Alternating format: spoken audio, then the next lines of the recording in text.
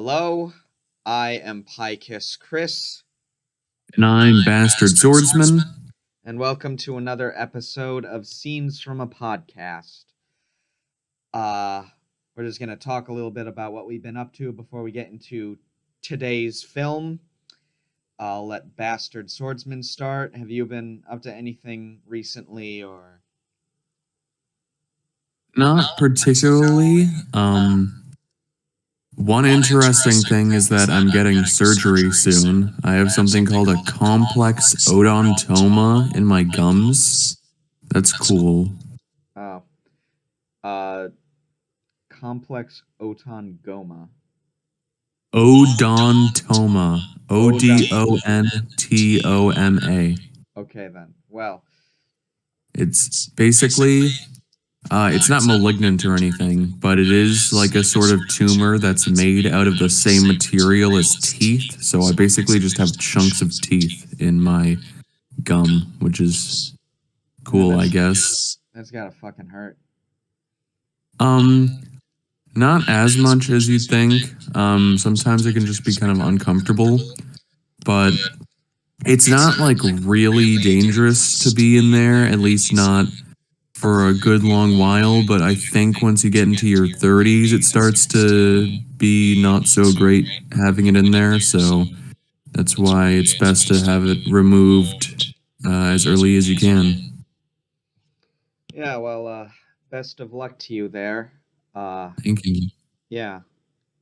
That can't be fun either way. Probably not. Hopefully, it won't mess up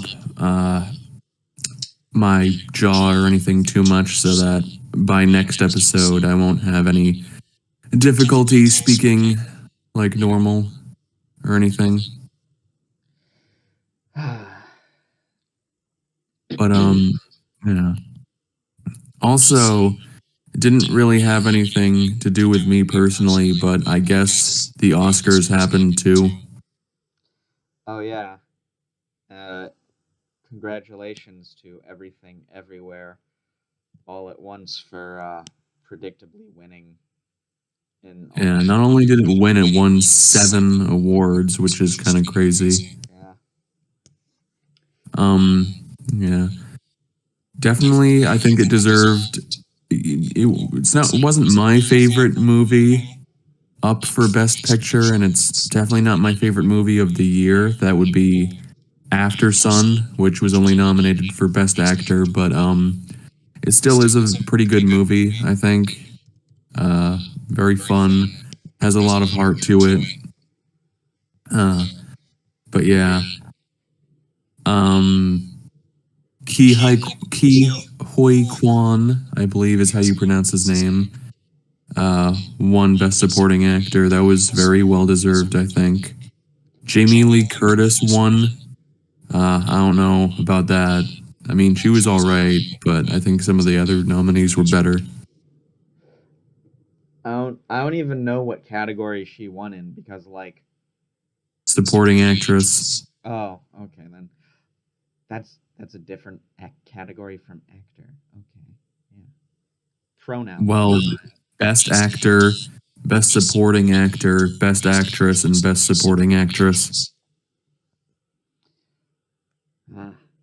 You see, I only like peripherally keep up with the Oscars. I don't actually like watch them myself, because like I definitely don't watch them myself, but I do watch like reactions to them. Like I watch the YMS commentary on them. Well, usually like the abridged edited commentary, because it's kind of boring listening to them for 3.5 hours. But yeah.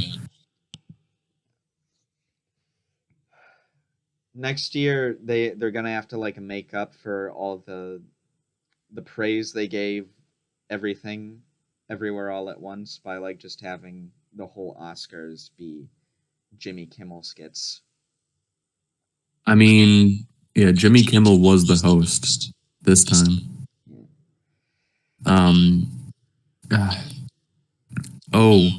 Another category of note to me was Best Animated Short, and I actually saw all the nominated shorts in that,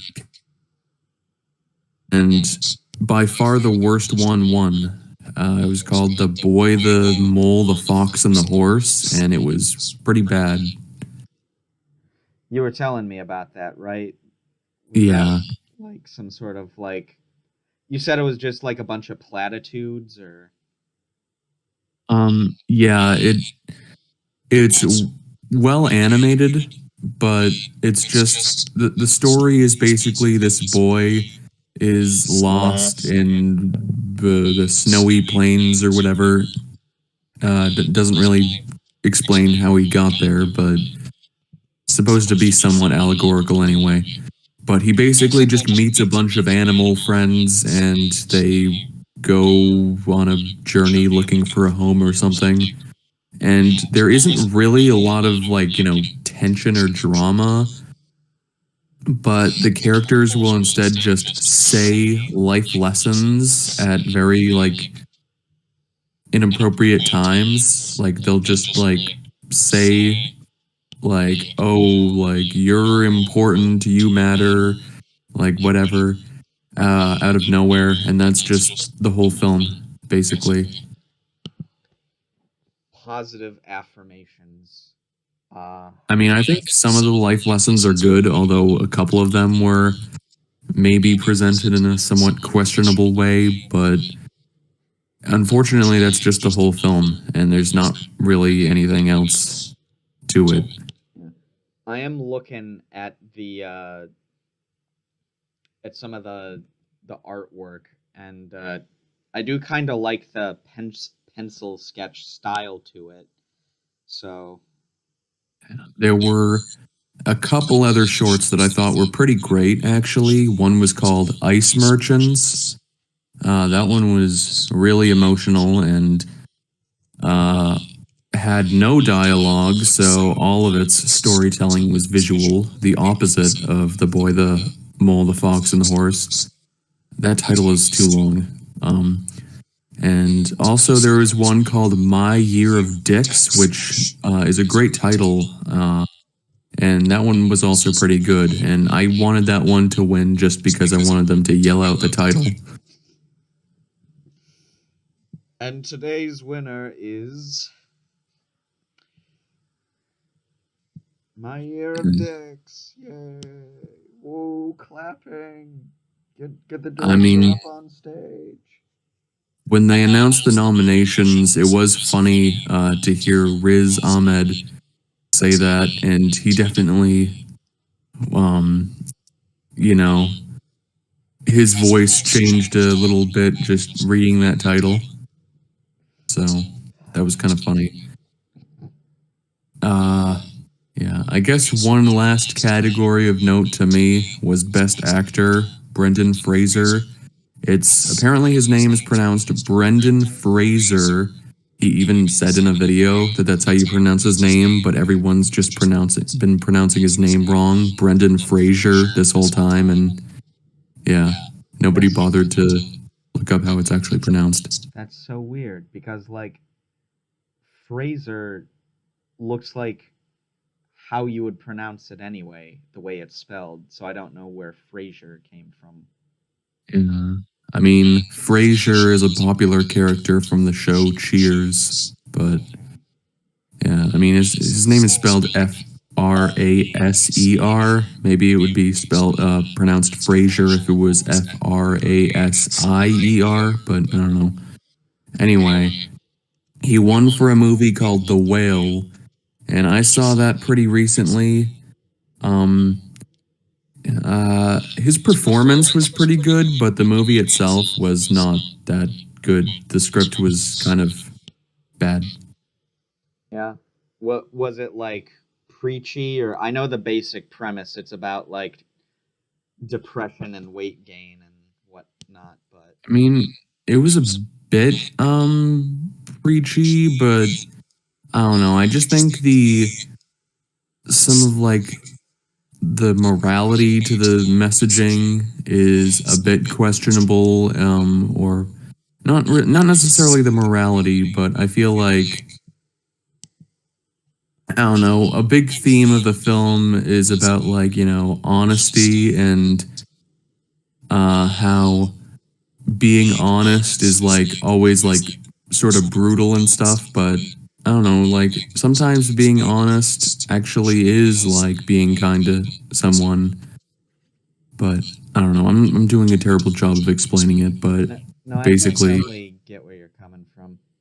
yeah, I don't know.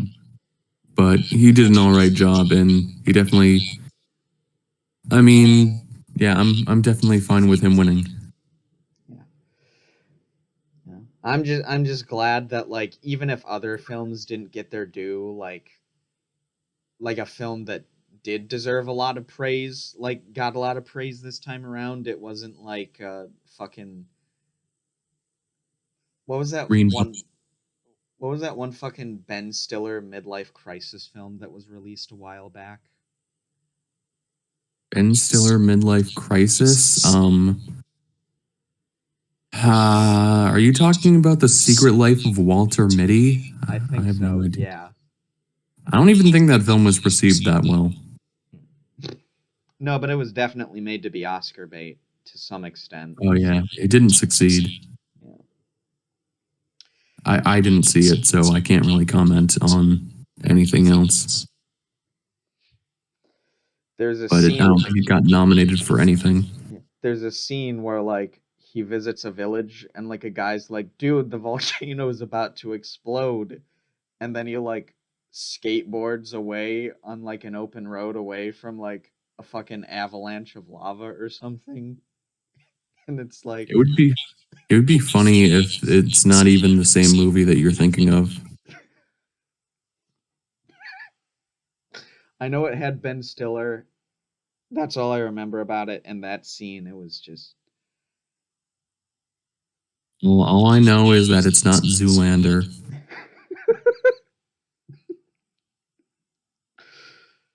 no, because Zoolander's actually self-aware. Well, Zoolander's just a comedy, Yeah. so Yeah. So yeah, um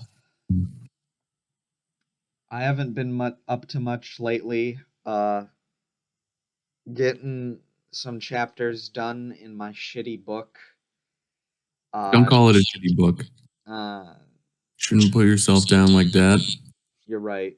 We You just should had wait a. until it's finished and then you can call it shitty. You're right. We just had a whole conversation about honesty. Thank you. Yeah. Uh, my amazing magnum opus of a book that's gonna make all of y'all cream yourselves when you read it. Uh, I've been enjoying writing that, despite how lowly I think of my style of writing. But it's just really nice to be able to like get back into the swing of things after like you've been like out of it for a week because you need to take a break or whatnot. So Yeah. yeah, Hmm. I mean, it's just cool that you're writing something. yeah. I think this is like the first project that I haven't like abandoned yet. Because I feel like there's actually like substantial stuff to like keep going. That like the other projects I had just didn't have. It was just like, oh, I've had an idea that no one's ever thought of before, and then I find out that like somebody's already done that idea, and it's like, fuck, I fucking mean, damn it. like unless you come up with something like really like mind bending and like insane, and even then it's probably already been done before, but like chances are your work is going to be extremely similar to something else that's out there, and that's all right. As long as it's not like beat for beat the same thing or just like plagiarism. Can I tell you something kind of funny? When I Sure. was when I was in middle school, I was writing this story about all the freaky monsters and how they like lived in the underworld because of some shit that happened a while back. And I'm like, this is gonna be the most epic story of all time. And then like I was still writing this shit into high school despite the fact that it was something that I came up with in middle school, and that alone should have been like reason enough to abandon it. And then I found out about Undertale, which had the same plot, and I'm like, you know, of all the things I want to be accused of plagiarism of, Undertale is not one of them. So I'm just It could be worse. It could be Homestuck. yeah, well, obviously, yeah. Oh, I have no idea what the fuck the appeal of Homestuck is. I think I read some of I read some of Homestuck because a friend from high school or middle school, no, it was middle school, uh, kept telling me about how amazing it was. So I read a little bit of it, and I don't really retain much of it in my memory right now, but I didn't really think much of it. And that friend ended up growing out of it pretty fast, which is funny. Oh, Homestuck. Homestuck, Homestuck, Homestuck. Homestuck. Homestuck. It speaks for itself. Yeah, it's definitely a title that a lot of people on the internet can relate to because they're stuck in their homes, Yeah, you know? usually of their own volition, though. Yeah. They're also stuck because they're obsessed with horoscopes and all that. Well, I think that's a different demographic of people than the ones that I was thinking of. Yeah. So, you want to start talking about today's film? Well, I think that should be your job, actually, because No, I this just wanted to was. know if there was anything else you wanted to talk about. Oh, no, not really. I mean, Uh, me saying that, yeah, that came off really aggressive, kind of, but no, I didn't really mean it like that. all right then. Uh, so today we are talking about what I think was one of DreamWorks Animation Studios' first animated films. It released in 1998. It's The Prince of Egypt, and it is a musical adaptation of the Moses story from the book of Exodus. Now, that is a lot of information to take in, but despite all of that information, I think it actually is like a really good film, and a lot of other people have talked about it as like a classic, a sort of forgotten classic that's getting a lot more attention these days than it did in the years between its release and now. So, yeah, personally, one of my favorite animated films, uh, and I'd say a contender for the best Western animated film ever made. Some high praise. Yes, yeah. Uh, what did you think of the film? I thought it was pretty good.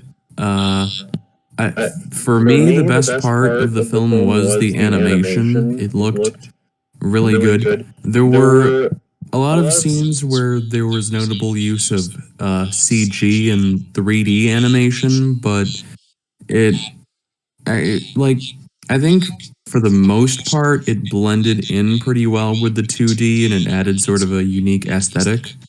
Whereas, like, I watch a lot of anime, and especially recently, CG has been really common in anime, and it always looks like garbage.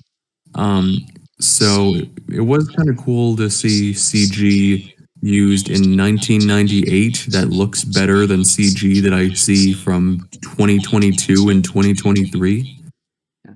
It all But comes down to the technique because a lot of that CG is used for like background characters and like crowd shots yeah, and it's like it's like it sort of fits because like things that are like farther away in 2D animation are drawn with less detail, and so you can Yeah. sort of get away with it, and it's sort of cell shaded, so it's not that noticeable as it would be in like other films. I think Hunchback of Notre Dame did something similar with its crowd shots, but that's another film.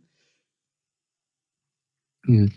I'm not religious personally, so I don't really have any attachment to the source material, but I thought this was a pretty good adaptation. Yeah, I do think that, obviously there are some liberties taken. They say so much at like the beginning of the film with like a title card. Uh, I think in the original story, Moses and the Pharaoh were not brothers. Um, it was No. it was more so that like Moses was like the adopted son of like a noble who was in the inner circle of the Pharaoh, but I think this change makes it stronger because like It they makes the sort conflict more personal. yeah, yeah, exactly. It sort of I mean, narrows. not that it wasn't personal because he is still trying to have the Pharaoh let his people go, but yeah. Yeah, it's like they knew each other before, so like this is just sort of taking it to the next level of that. Hmm. It's uh yeah. So spoilers, obviously, in case you Yes. don't know about the story of Moses at all. But Spoilers for the adaptation of a story that's like over 2,000 years old. yeah. But the basically the crux of the conflict of this film is about Moses's identity as an adopted Egyptian royal and his status of blood relation to the Hebrews who he's enslaved by. And I think it's a much more interesting conflict that other sort of adaptations of the Exodus story, like the Ten Commandments, don't really zero in on. That film was more focused on like the love triangle between Moses and Ramesses' wife, which but this one is, it's about something that I think is just generally a more interesting subject matter. And It's about family, and yeah, that's what's so great about it. yeah, yeah, yeah, Um, I will say, I do like that they managed to strike a good balance with Ramesses, Ray Fiennes' character. They make him like he's still like an antagonist, but he's not like cartoonishly evil. He's just very prideful. Yeah, he's basically just like a person who has like moral myopia. He's raised with this with these like beliefs that like certain people are above other people, and he's not like malicious about it, but that's He just also like, oh, sorry. no. It's just like, what were you gonna say? He also like had a very like or felt that he had a very genuine connection with his brother, and it's sort of about like his preconceived notions of who his brother was clashing with the person his brother is now, and how he can't like reconcile between those facts, or not Yeah, facts, but different conceptions. yeah. That again, like the brotherly conflict, that is sort of the heart of the story. It's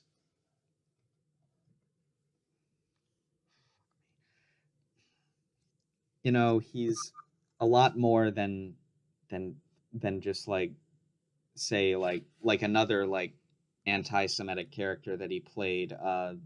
What was his name from Schindler's List, where he was sort of Amon Goth or something? I don't know. yeah, where he was like just like a cartoonishly evil like Nazi, Yeah.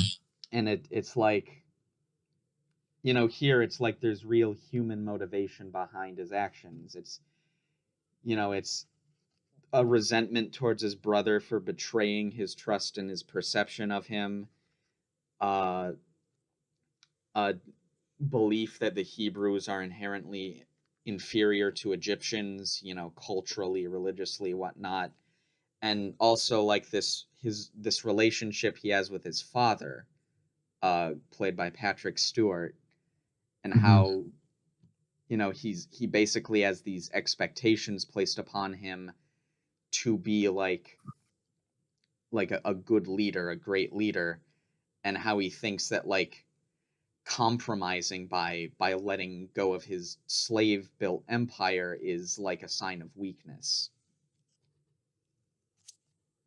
Yeah. Um, it was interesting seeing Moses act like some sort of like rapscallion, like sort of like, I don't know. I guess for some reason a comparison that comes to mind is like Aladdin from Aladdin, like similar personalities in the beginning of the film when he's like having a chariot race with his brother, which is kind of a goofy scene, but it's just interesting seeing Moses portrayed in that way.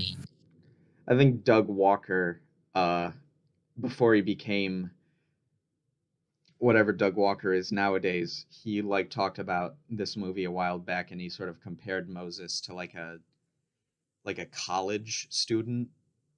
I Yeah, mean, yeah. and I think that that's sort of like the vibe they're going for here. They're like teenagers, young adults, sort of like not really,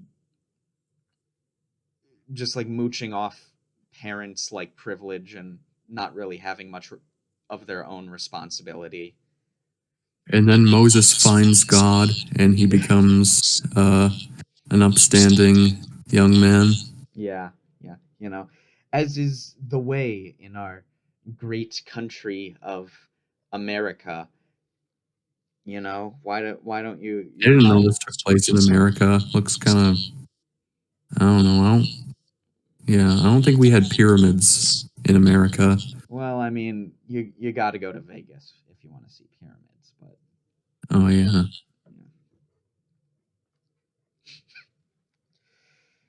yeah. Uh, I will say that as far as like celebrity voice casts in animated films goes, this is probably one of the better ones in my opinion. Oh yeah. I Uh, don't think any of the performances were like bad or anything. yeah, you know, I felt like personally I think Ray Fiennes as Ramesses is like the best like actor in the whole film, but like all of the other actors are like pretty damn close to him. Val Kilmer as Moses does a pretty good job of playing someone who can be both like immature and like man childish, but also sort of remorseful and contemplative later on in the film. Uh, Yeah. Jeff Goldblum as Aaron. You know, I might be biased because I'm like a Jeff Goldblum fanboy, but like he does a pretty good job of playing like a neurotic cynic. So even like Steve Martin and Martin Short is like the comic relief priests do a pretty decent job, even if I don't find them all that funny. But No, I honestly I think those characters kind of sucked. yeah, they don't interfere too much with the movie, but like they're clearly like a marketing thing. Like a we need somebody to break the tension. You know, they don't really fit the rest of the movie's sort of like grandiose melancholy tone. Yeah.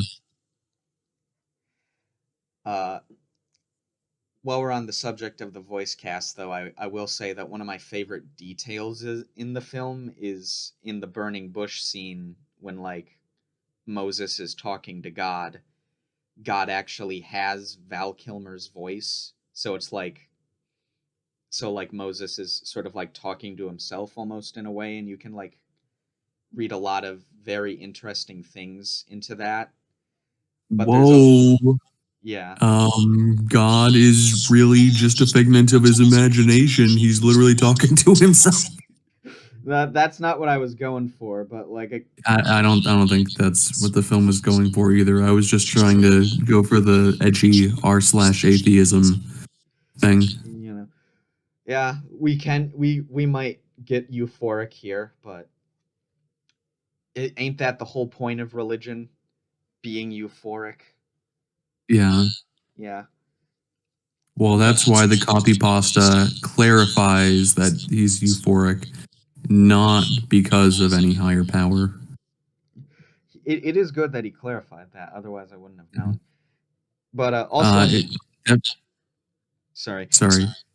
Another detail in like the burning bush scene is that not only is Val Kilmer like the voice of God, but you can also hear whispering behind Moses, behind God's voice, the voice of every other character in the film too, and it's like very subtle, and it sort of gives the impression that like God is like speaking to him with like voices that would be familiar to him. So it's sort of makes him seem more spiritual and ethereal and transcendent than if it was just like the booming guy on his chair throwing lightning bolts down at blasphemers. It's a Well, bit he is more. God, not Zeus. Yeah, but like there is some overlap between presentation of Yahweh and Zeus because of Mm. syncretism and all that. Yeah, I guess that is sort of an interesting presentation choice because you could also say that if God was speaking in his own voice, that Moses would not even be able to comprehend it or something. Yeah. Uh, I also just like the visual motif of the burning bush in general. The I'm sorry I'm talking about this scene so much, but it's just like they really put a lot of thought and effort into it, just like everything else in the film. But like this scene specifically, how like the fire is sort of bluish, and you can sort of see like almost watery reflections on the cave that he's in. Almost, it's like it's not quite. You can tell that it's fire, but it's not quite fire, and it's not quite interacting with the world the way fire should. It's not like hellfire. Yeah. No. This film does have like not to talk about the animation more, but I think it has one of the best like art styles of any 2D film out there, because like it's kind of taking from like the typical Disney style. You can see a little bit that, but it's a little, for lack of a better word, edgier. It's more like rectangular and rounded and Yeah. uh boxy. I guess I kind of see what you're saying, particularly with the character designs. Yeah, and that was like, for a while that was DreamWorks signature 2D look. Like they used that for Sinbad and then Road to El Dorado, and they probably would have used it for a lot more films had they not transitioned to 3D. But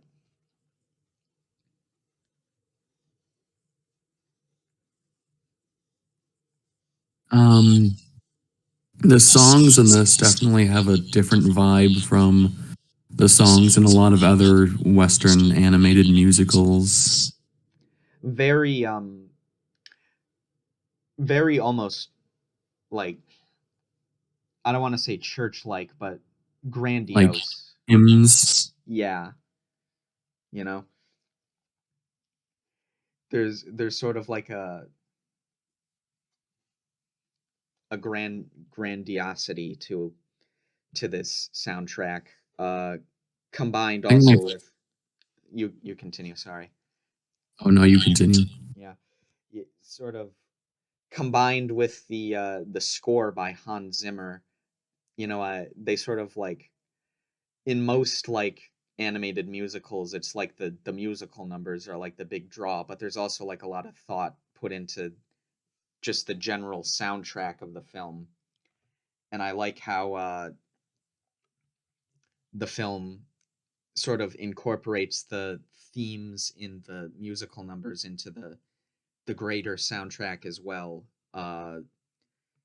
Big example of this would be Yosheved's Lullaby, which is a portion of the Deliver Us song, sort of becoming like a, forgive me if I'm saying this word right or not. I've heard it pronounced multiple different ways. It becomes like a leitmotif sort of associated with the idea of Moses and his connection to the Hebrews and the promised land and all that. Yeah. Just as an example. There are a lot more examples in the film, but I think my favorite song is probably The Plagues. My least favorite is the one like You're Messing with the Big Boys Now. That one was kind of eh. yeah, like a villain song sung by two comic relief characters. And the characters don't really serve any importance to the film. Yeah. Like the most important thing in that scene is like this is like Moses's snake eating the other snakes and like nobody even sees it. So like the whole scene kind of feels a little pointless. Yeah. Uh yeah. Again, I really do not like the priest characters. They're really annoying to me. They sort of Yeah. remind me of the robot from Treasure Planet. Hmm. Yeah, the best part of the film is definitely the conflict with Ramses and Moses. Excuse me. Sorry.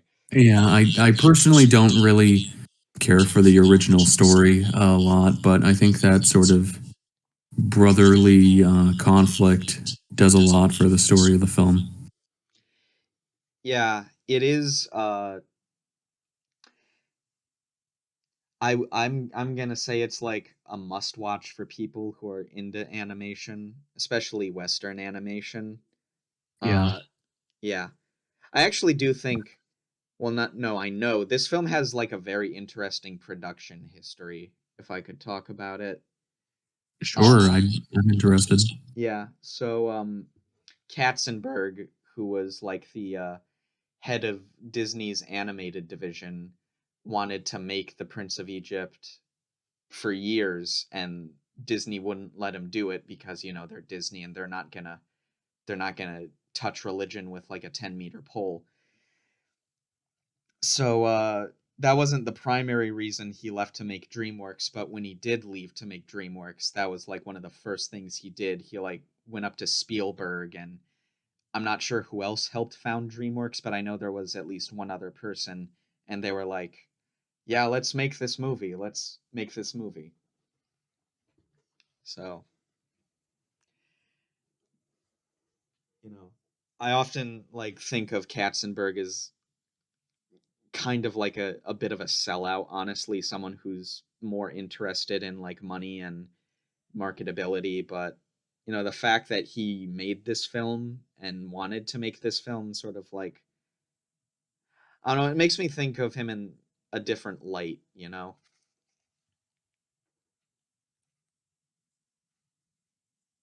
I mean, there's definitely a big gap in quality between this and The Boss Baby. Yeah. Well, that wasn't like his fucking passion project. Maybe it was someone's passion project, but finally my magnum opus. Alec Baldwin is the boss, baby. Alec Baldwin is Moses Yeah, in The Prince of Egypt too. that would have fucking killed me. That would have been a much different film. I mean, DreamWorks did do a straight to video religious film called Joseph King of Dreams, and it apparently is not very good.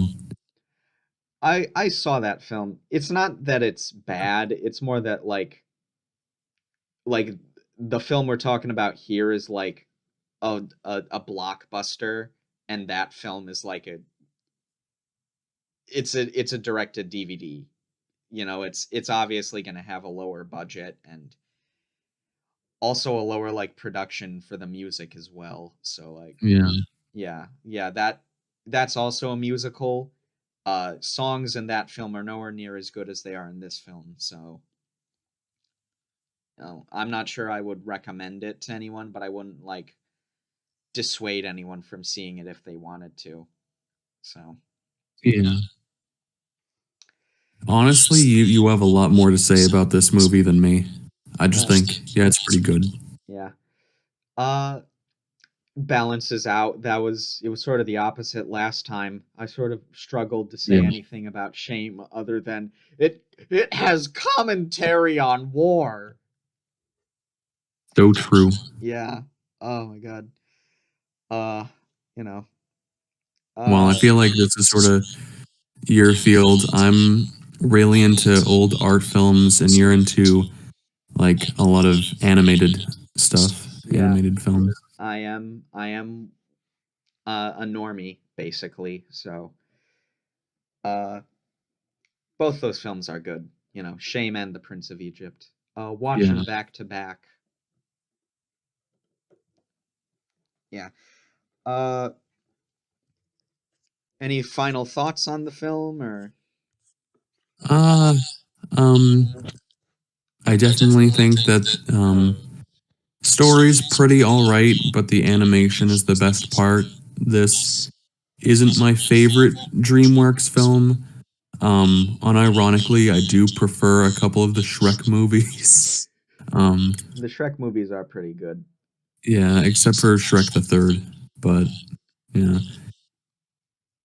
I would say that as far as like and Puss in Boots 2 is pretty great. yeah, that Yeah, is the and goat.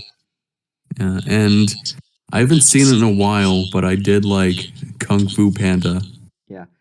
Kung Fu Panda, the first two films are like big contender for being with this film for being DreamWorks' best work. I'm personally prefer Prince of Egypt just slightly more, just because like I don't think we get a lot of family animated films that like have subject matters this like mature in them. Yeah, Uh this definitely feels like a very unique film, not only just in DreamWorks catalog, but also just out of any Western family animated film. And it's not like a lot of like straight to DVD crappy religious films that don't really have much passion put into them and are just sort of meant to preach the word of God, and that's it, and don't really have much artistic merit aside from that. But this one has a lot of talent and stuff put into it. So yeah, yeah. Um yeah, probably one of the best Western animated films ever made. Uh I keep having to put the Western qualifier in there because I know that there's a lot of competition from like Eastern animation. But personally my favorite Western animated film, uh probably better than The Lion King, which is like saying something I think cuz like The Lion King's like the Western animated film. for me, my favorite Western animated film would be Fantastic Mr. Fox. Oh yeah. That is a good one. I haven't seen that, but I did see Wes Anderson's other one. Uh been meaning to get around to that one. Uh It's really good. yeah. We might talk about Wes Anderson more on this podcast in later episodes, but for now, this is the Prince of Egypt, and you know, it's the goat. Uh, you can see this film, I think it was on Netflix for a while. It's not anymore. It's on Peacock. I guess some people use that, maybe. Yeah. I haven't met any, but allegedly that is a service that you can use to watch this film. I own it on Blu-ray. I think you can too. You can probably order it online and whatnot. Uh, yeah, give this film a watch, and even if you're not religious, you're probably gonna get a lot out of it because, like he said, there is this film has a lot more to offer than just preaching the word of God. So yeah, I recommend this film. yeah. So, Bastard Swordsman, what film have you chosen for our next episode? All right. My pick is a film from 2003. It's a Russian film called The Return, and it's directed by, okay, I'm probably going to butcher their last name, but their name is Andrei Zvagintsev. And yeah, The Return by Andrei Vagintsev. All right. Zvagintsev. Zvagintsev. I'm sorry. I am but a filthy capitalist American. I mean, I, I mean, I don't know. Yeah, I cannot. There's no way I'd be able to pronounce that name without hearing it. Yeah. But yeah. So we'll get back to you next episode with that film, and thank you for listening in. Peace.